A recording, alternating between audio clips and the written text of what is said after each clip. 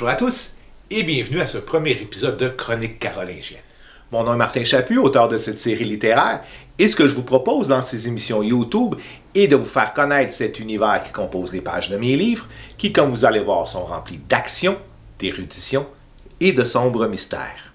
Dans les prochains épisodes, je passerai donc en revue différentes thématiques faisant partie du récit et qui sont en lien avec l'histoire, la mythologie et même l'occultisme, tout en ajoutant un soupçon de magie maléfique.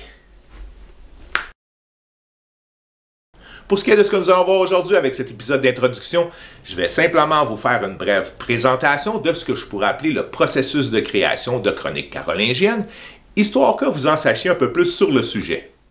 Les origines de cette série remontent il y a près de 30 ans, soit au début des années 90, lorsque j'ai débuté une partie de Donjons et Dragons en compagnie de cousins, cousines et amis. Ça a été des moments magiques, et au fil du temps, les nombreuses aventures de ce jeu de rôle, qui ont été grandement inspirantes, m'ont amené à rédiger les premières lignes de ce récit de fantaisie. Abacus! Me basant sur l'ensemble des caractéristiques de ce style de littérature, j'ai dès lors inventé un monde imaginaire que je pourrais qualifier comme étant très tolkienesque, subissant ainsi inconsciemment l'influence du père de la fantaisie qu'est évidemment John Ronald Tolkien. Dans ce récit évoluaient les différentes races inhérentes à cet univers, avec nains, elfes, orques, où s'affrontaient aussi guerriers, magiciens et créatures maléfiques.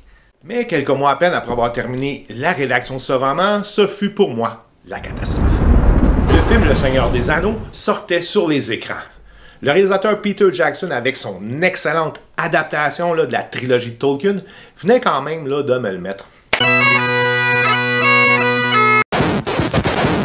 Les similitudes étaient telles que, au compte du découragement, j'ai décidé de mettre le projet sur la glace. Mais un guerrier franc n'abandonne jamais, et après quelques mois d'introspection, j'ai réalisé qu'il y avait déjà une multitude de séries fantastiques créées à partir d'un monde imaginaire à la Tolkien. J'ai pensé qu'il serait bien d'innover. J'ai donc décidé de réécrire entièrement mon roman, en l'inscrivant cette fois dans un cadre historique réel et bien défini. L'époque carolingienne s'est aussitôt révélée devant mes yeux, puisqu'elle m'apparaissait comme un âge mystérieuse, composée d'une société complexe, pieuse, superstitieuse, tout en étant toujours sous l'emprise d'une certaine touche de paganisme. Ainsi, nos aventures se déroulent à la fin du 9e siècle, pendant le règne du roi franc Charlemagne, qui a été sans contredit le plus illustre souverain de cette dynastie. Malgré une certaine effervescence culturelle durant sa gouvernance, il reste que cette période a été décrite, notamment par les historiens anglo-saxons, comme étant le Dark Age, soit le temps des siècles obscurs, ne serait-ce que par cette pauvreté de sources archéologiques et écrites qui caractérise cette période du Haut Moyen Âge. Pour ce qui est de mon récit, j'ai peuplé les zones d'ombre de ces siècles obscurs par la lumière de mon imagination, grandement influencée par les mythes et légendes de la vieille Europe. Par contre, un autre élément tout aussi important est la présence de notre groupe d'aventuriers, aussi original les uns que les autres, et en quelque sorte le récit des chroniques, c'est eux. On parla d'une troupe hétéroclite originaire des différentes parties de l'Europe, avec un archer venu des profondeurs des forêts de Germanie, une guerrière du duché de Bavière et un nain belliqueux en quête de trésors mythiques. Il y a aussi un moine érudit originaire d'Occitanie, une elfe magicienne venue de la forêt enchantée de Brocéliande et un guerrier écossais de grande renommée.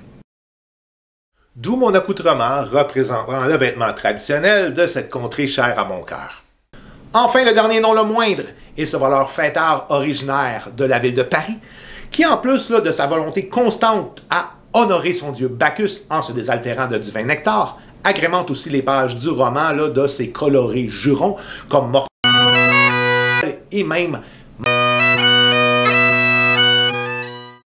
à mesure des tomes de la série, d'autres personnages viendront s'ajouter, ce qui nous mènera à la rencontre de différentes communautés culturelles et par la même occasion élargira l'éventail des thématiques que je vais éventuellement vous présenter.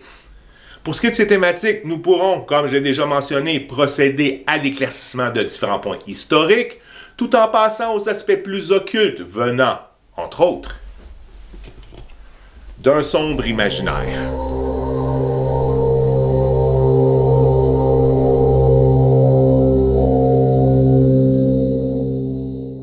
On pourra même toucher les côtés essentiellement martiaux du Moyen Âge, en allant bien au-delà de l'époque carolingienne avec l'étude de bataille, d'armes ou d'équipements. À partir de là, vous allez me dire, mais qui est donc cet hurluberlu pour nous parler de tous ces sujets? Je suis d'abord historien avec des spécialisations dans des domaines aussi diversifiés que la désinformation et la propagande de guerre, avec aussi des connaissances prononcées en mythologie scandinave et celtique. Par contre, l'étendue de mes humbles connaissances comme de mes intérêts vient essentiellement de mes passions, notamment celles que j'ai pour l'histoire, mais aussi ma passion pour les voyages. Mon attirance marquée pour les cultures du passé m'ont amené à parcourir la planète, notamment les déserts du nord africain, en explorant entre autres les vestiges de l'Égypte pharaonique. J'ai aussi vagabondé sur l'étendue du continent européen, du Portugal à l'Allemagne. Bien évidemment, mes pas m'ont emmené un peu partout en Amérique, notamment sur le haut lieu du Machu Picchu, comme dans les régions les plus éloignées du Canada, pour visiter de nombreux sites sacrés des Premières Nations, dont un des plus impressionnants lié à la nation des Ojibwés, s'élevant à Agawarok, sur les rives du Grand Lac supérieur. De plus, je me suis souvent attardé dans ce pays de brume, de roc et de bruyère qu'est l'Écosse, qui, avec l'Occitanie, est une de mes régions préférées. Grâce à tous ces voyages, j'ai été en contact avec d'innombrables histoires mythiques et face à ces anecdotes tout aussi fascinantes que mystérieuses, mes odyssées se sont transformées à l'occasion en de véritables quêtes spirituelles. Et de tous les endroits visités, il y en a une en particulier qui a fini par m'attirer comme un aimant, soit une région d'Occitanie, au sud de la France, qui se délimite plus précisément entre Montségur, Rennes-le-Château, et la montagne du Bugarache. Un territoire que certaines personnes versées dans les sciences occultes ont appelé la zone, vu cette aura de mysticisme qui en émane. J'ai pu voir là une véritable polarisation de mythes, de légendes et de courants de pensée liés à l'occultisme. Étant pour moi un endroit des plus inspirants, je vais donc vous en faire une brève description. D'abord, on a le pic du Bugarache, qui, du haut de ses 1230 mètres, aurait été le refuge de fées, de lutins, de créatures diaboliques et même d'extraterrestres. Cet imaginaire délirant mena en 2012 à une véritable hystérie collective avec la fin du monde du calendrier Maya. Ainsi, selon certains influenceurs, peut-être quelque peu abrutis par les effluves de cannabis chamanique, le pic du Bugarache serait le seul endroit épargné par l'apocalypse, avec en plus E.T. en personne qui viendrait chercher les élus. À l'approche du jour fatidique, cette prophétie occasionna un bordel monumental, ce qui mena les autorités à interdire l'accès à la montagne. Ce qui n'a quand même pas empêché nos fameux élus de festoyer dignement. Et pourquoi pas? Pour ce qui est de Montségur, on ne peut pas passer à côté de la croisade contre les Cathares, qui s'est conclue au 13e siècle avec la mort d'une centaine des membres de cette secte sur le bûcher. Sans parler du fameux trésor que ce groupe religieux aurait caché dans la région, et de la quête du Graal liée à l'endroit. Mais ma légende préférée reste sans contredit celle du fantôme de la mystérieuse Dame Blanche, que les habitants du village de Montségur appellent affectueusement l'Ancienne, et qui depuis des siècles entrait les ruines de la forteresse. Enfin, que dire de Rennes-le-Château, qui serait une des 7 portes de l'enfer, avec bien évidemment cette fameuse légende du trésor maudit de la Bessonnière, qui aurait été trouvé à la fin du 19e siècle dans la crypte de l'église du village. Ce trésor qui a alimenté les fantasmes historiques et ésotériques de nombreux auteurs, et même à la base du roman du Code da Vinci de l'auteur Dan Brown. Parmi toutes les étranges rencontres que j'ai pu faire à cet endroit, il y en a une qui m'a particulièrement marqué, soit celle que j'ai eue avec celui qui est devenu mon bon ami Richard Stanley. Anthropologue et cinéaste de talent, il a produit plusieurs films cultes, dont entre autres la meilleure adaptation d'un roman de Lovecraft avec son film La couleur tombée du ciel, paru en 2019. Il a aussi produit d'excellents documentaires, dont un intitulé L'autre monde, où il explique les particularités mystérieuses de la zone. Richard a donc de profondes connaissances dans tout ce qui touche les légendes anciennes et l'occulte. Le temps passé avec lui à discuter d'une multitude de sujets, de la mythologie Lovecraftienne à la quête du Graal, a été pour moi l'équivalent d'un véritable rite initiatique. Comme vous allez voir dans les prochains épisodes ou à la lecture des livres de la série, l'étendue de ses connaissances ainsi acquises en est venu à imposer une ombre mystérieuse, mais aussi assurément envoûtante, sur l'ensemble du récit.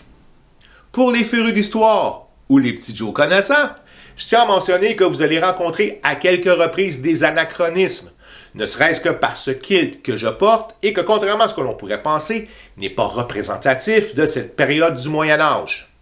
Mais que voulez-vous, je n'avais pas le goût de porter une tunique avec des braies, et malgré la rigueur scientifique de ma formation d'historien, je privilégie avant tout la richesse du récit, qui est essentiellement ancré dans l'imaginaire et le fantastique. Alors je vous invite à me rejoindre dans cet univers d'aventure, parmi les ombres des anciens dieux et celles d'entités impies, entre l'écho d'incantations maléfiques et celui du fracas des épées. Ne soyez pas étonnés d'entrevoir le mirage de terre mythique, de l'Hyperborée à l'Atlantide, tout en se lançant dans la quête de trésors fabuleux. De là pour retoucher aux reliques légendaires les plus sacrées de la civilisation occidentale, comme la lance de Longinus ou la bannière de Constantin, et aussi celle qui s'en contredit m'émerveille le plus, la Sainte Coupe, que l'on appelle aussi le Graal. Oups. Abacus. Donc, comme je disais, le Graal. Je tiens à vous mentionner que vous pouvez en tout temps me poser des questions ou me proposer des sujets en me contactant sur la page Facebook de Chroniques Carolingiennes. Bien évidemment, vos commentaires et vos critiques, constructives je l'espère, seront toujours lus avec intérêt. Et du même coup, j'y mettrai les dates d'apparition de mon contenu YouTube qui sortira de manière mensuelle. En attendant la prochaine rencontre, je vous invite à vous procurer les livres de la série,